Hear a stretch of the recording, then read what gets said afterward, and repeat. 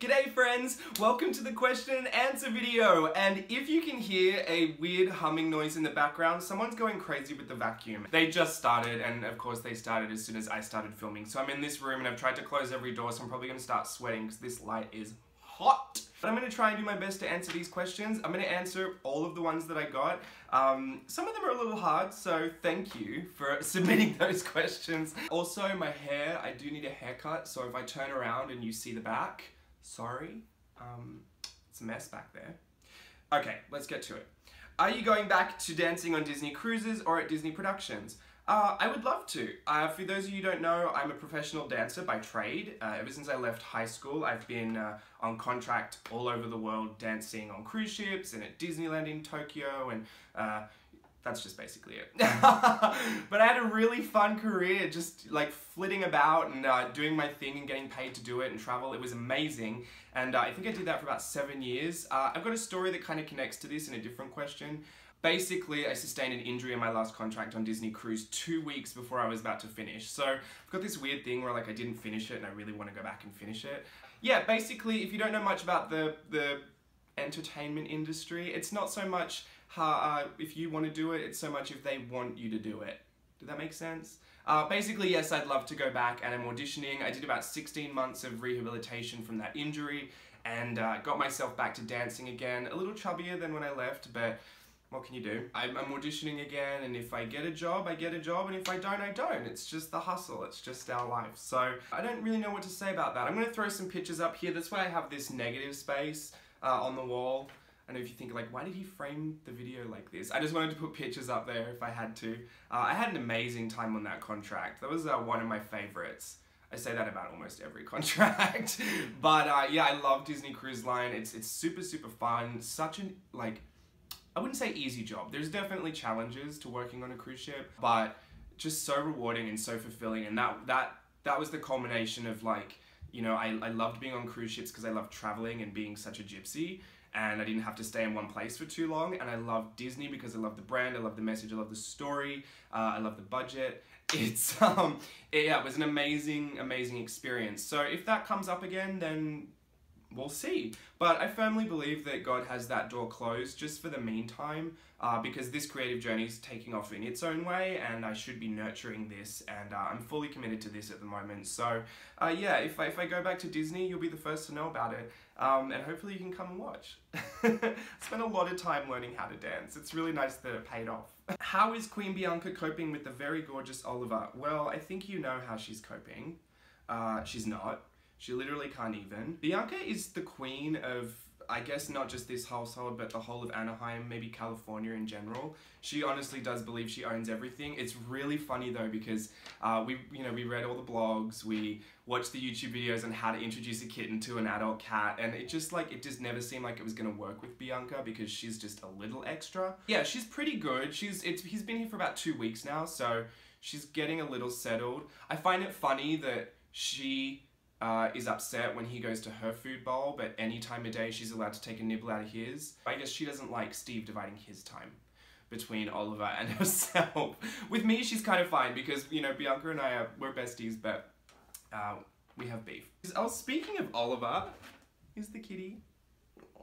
She's a lot of work, and she loves full, undivided, 100% attention. So that's a little hard at the moment, but we're trying our best, and to be honest, she's got to come around because Oliver's not going anywhere. I think I got a photo of how happy she is about it up there, maybe a video. It's cute, but she's Bianca, so you know.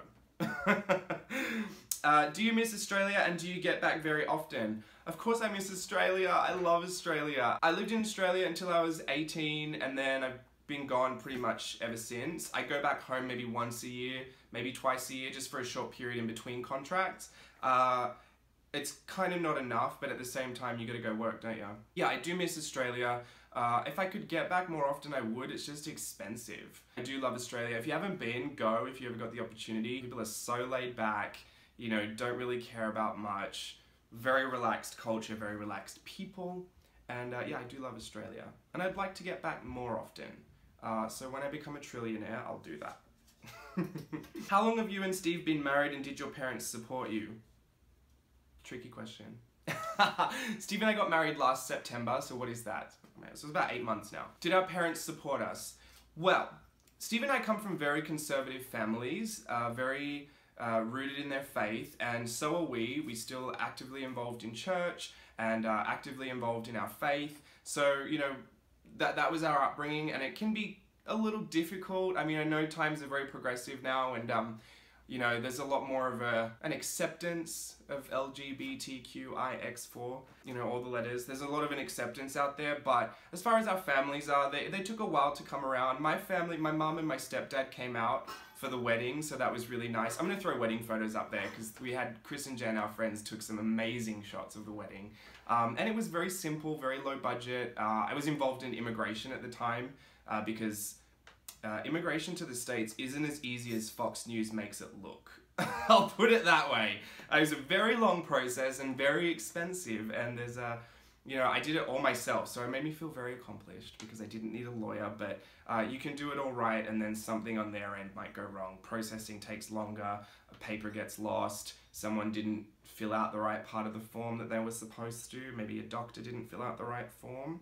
But anyway, so basically I have my green card now, so it's all fine, I'm all set, I'm all good, but yeah, immigration was a bit of a toll when it came to the wedding itself and the budget that we had for it. So we did a lot of DIY. I said, Steve, can you buy me a printer and let's go to IKEA, get 100 frames and just DIY the whole thing. Our friend Bethany did some amazing centerpieces for it. She made the cute little boutonnieres. Like, we were balling on a hardcore budget. So you can do it, guys. You can do it. We literally rented a pizza place down at the packing house, Echo Pizza, and because we like to go there and Steve loves pizza.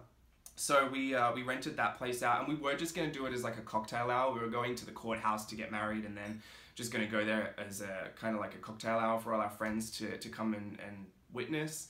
But then we sprung a ceremony on them there. So that was really special, and I really enjoyed that. It was really fun. So I'll put some photos up there. As far as families, my family have come around to it. I don't even know if a lot of my extended family know I'm gay. I didn't think it was something I really needed to say, but I'm sure people know. I've never really tried to keep it a secret. I'm pretty open, and you know, it's not something that I think is even really relevant. Like, I've been the same way since I was 2 years old, and at 2 years old, I wasn't looking for a boyfriend. So, yeah, I don't really think it's changed anything about me, but, you know, Steve's family is a little more apprehensive to come around, but everyone needs time. No one should push or force their beliefs on anybody else. I'm such a firm believer in, you know, people taking their own journeys to acceptance and understanding, and I'm just happy that, you know, we're all still family at the end of the day, and you know, that's that. There's no hard feelings anywhere. Everyone is loved. Everyone in our family deserves the respect that they deserve. So, you know, if some parts of my family don't want to come around, if some parts of Steve's family need more time, then that's just something they need. And no one's mad about it. It's your life too. Like, I'm not gonna, you know what I mean? How do I really answer that question? It's really not as bad as it seems. I just wanted to say that, you know, if you're out there and you're struggling because, you know, you're finding it hard to accept a gay family member, it's really not the end of the world. They're still human beings. They still deserve love. If you don't really accept every one of their lifestyle choices, then that's up to you. I find that there are things that, you know, my sister does that I don't accept, and, you know, she's straight and got a kid and a partner. Like, we can't all 100% accept everyone else, but we should definitely try. That's our mission. Everyone's got to come to the kingdom. So it's hard. Our families are huge too. Steve's Hispanic and he has a large family, so you know, I think it's pretty impossible to get everyone in your family on board with anything. Have you ever been to a Christmas dinner? I don't know, that seemed a little long-winded a response, but I wanted to be honest with you guys, so I'm gonna leave it in there. Will there be another printing of your book? I saw my friend's copy and need one of my own. Ditto, I keep hearing about your book. What kind of book? Do you have pictures on your Instagram? I do have pictures on Instagram. I'll throw a few up there. I've got the book here with me. I think someone else asked if maybe I would ever do a book. Basically, I self-published my own. I wanted to see a bunch of my works in the creative year from 2015 to 2016 and made this book. They actually don't come colored. I just colored mine in. This was the original print, the tester. The registration's a little off in this one, and I've like cracked the spine open and I've been journaling in it and, you know, just going nuts. I made a book. So this is the book. I am getting another batch printed. I have another batch coming to the house. I was just waiting to see if there was still any more interest in it before I printed another batch. So this is coming back into the Etsy store, and I'll post it on social media somewhere, probably in the Burke Mates Creative Outlet, the Facebook group. I'll always just leave announcements there if something comes back into stock. So that'll be in there soon. Again, they're all limited quantities. When you're kind of self-producing and self-publishing and being a one-man operation, you don't want to be left with like 400 books on your hands if they don't sell. So I do them in limited batches, and I know it's a bit of a nuisance. I'm sorry that like they run out and people have to wait. But yeah, they'll be coming back in soon, so get your hands on one if you want one, and I'll stop plugging my own book. What are your top 3 art supplies? This I was originally introduced to by Jane Davenport, and she called it the Epic pen, and it is pretty epic. It's a platinum branded carbon ink fountain pen. I use it for sketching in ink. I love it. Super fine nib, but that's one of my favorites. I use this like every day. Paint pens, I love the Montana acrylic paint markers. They're fantastic. The colors are gorgeous, and I love paint pens just because I don't actually have to bust out the paints and the water and the rag and, do you know what I mean? It's too messy. I do love acrylic paints, but this is such a shortcut, so I love that, and I can't get that back in, so ditch it. And my third favorite art supply, I'm sure you could guess, was washi tape. And I've got this washi tape holder here is like a jewelry stand that, you know, it looks better than it functions because I love to like pull the washi off and put it straight on the page and stuff, so it's pretty much decorative. I put all my Jane washi tape in there just so I can keep it separate so that I know when I'm working on Jane projects that's them. Like Michael's Recollections, you know, the pack of like holiday washi tapes, just a bunch. I've been making my own, so they're all in this plastic thing, like the samples and like offcuts and test prints, they're all in here. Platinum, carbon ink fountain pen, paint markers, and washi tape. Those are my 3 faves. Do you like dogs too, or are you strictly cat people? I do like dogs. I like medium-sized dogs. Dogs need a lot of attention and like a lot of love, and I'm just not that tactile. I mean, I am. I love cats. How could I not love cats? I lived with cats ever since I was a little boy. We've had Siamese my whole entire life, so Bianca's actually the first cat that we've had that isn't a Siamese cat, but she's got loads of personality like a Siamese, so that's why I like Bianca. Oliver is a flame point Siamese, but he's a little fluffy. We used to have like short hair seal point Siamese, so I think we're pretty much cat people. I don't see us ever getting a dog really, but yeah, cat people. If you didn't do art, what would you do? I would dance. I love to dance. I wanted to do business law when I got out of school. I thought I'd have like a really serious big boy job, and was looking into business law because I love to argue. Steve can back me up on that one. I went straight from school into dance. I wanted to do a full-time dance course, like a year or something, where I just danced every day and, you know, fleshed out my skills and rounded out myself as a performer, and I asked Mum if she would pay for that, and she said absolutely not. Yeah, my mum is a huge supporter of me, but, you know, she had paid enough for dancing at that point. So Mum just said, and I quote, "If you're not good enough by now, you'll probably never be good enough." So I ran with that, and I went to auditions. I went to 2 auditions in Sydney and booked my first gig, and then I went over to Japan and started working there, and then it just kind of like snowballed from there. It was I was really, really lucky, really, really blessed. It's so embarrassing that I say that, but it's kind of true. I mean, it's lucky that I could keep going for as long as I did. But yeah, I'd go straight back to dance. If I wasn't doing art right now, I'm trying to dance. I'm trying to do them both at the same time, so let's see how that works out. But yeah, if not for that, probably something that involved arguing, because I feel like I'm doing it all the time, and I would like to get paid for it. What else would I like to do? I don't like to cook. I'm a good cleaner, but I don't think I'd want to make a career out of it. Maybe interior design? Oh, fashion design!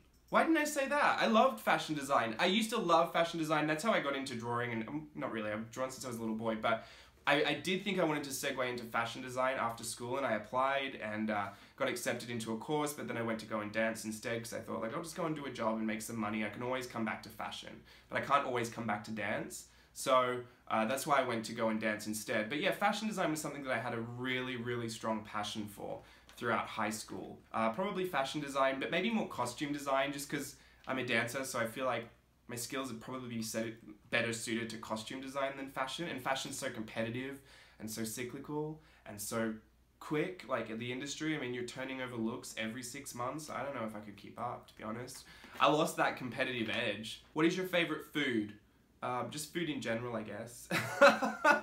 Lasagna. I like lasagna. Is that weird? People like lasagna? Not even really good lasagna either. Like frozen lasagna that you put in the oven that kind of gets like, yeah, just lasagna. I like lasagna. Who inspires you on YouTube? Also, we love Steve. How long have you been married? Do you have a meet cute story? And that's another question. Did Steve work at Disney too? Is that how y'all met? I think she's Southern. Who inspires me on YouTube? Ali Brown. I'm always watching Ali Brown when I'm working. She keeps me inspired. I love her story. I love what she does. I love her message. I watch old videos that Jane Davenport's posted, Diane Reevely, anything Delusions. I watch all Tim Holtz stuff because I want to learn it. Tim does such a great job of explaining the kind of the chemistry behind a lot of the products that we use, and I use a lot of his products anyway, so it all works out. I also watch Courtney Diaz, the Little Inkers, or Little Raven Inc. How long have we been married? I think I said about 8 months. Do you have a meet cute story? Yes, Steve and I actually worked in Japan at the same time. And I guess it's not a cute meet cute story, but we just met out one night. And well, he says we met at a bus stop or something. He said hello to me, but I don't remember that. And basically, yeah, we met out and had a talk about our faith, which really opened my eyes a little bit, and it was curious. I was curious about him. We have a long history. That's kind of like we weaved in and out of each other's life, and yeah, basically we ended up married. So we met at Tokyo Disneyland. He was a singer in a show. I'll put a photo up there. I loved his show. He was the Ricky Martin-esque type singer. So that was really fun for me. And I was doing a show out there. I'll put a photo up there too. Yeah, we just met at Tokyo Disneyland. Do you work at Disneyland? How old were you when you started drawing? How do you come up with your ideas? Are you sketching all the time? As soon as I could pick up a pencil, I guess. I think I got a photo from when I was a little boy just sitting in my mum's room with my arts and crafts, so I'll put that up there. Do you work at Disneyland? No, I don't. I don't work at Disneyland right now. At the moment, I'm just self-employed doing all this creative stuff, which is keeping me super busy, and I love it. So, not working at Disneyland currently. Steve works at Disneyland. Steve does a bunch of shows at the park in California. How do you come up with your ideas? I'm inspired by pretty much anything. And if all else fails, I'll just start drawing a face because that's what I love to draw the most. How do I come up with my ideas? I don't know. They just come? Are you sketching all the time? Pretty much, yeah.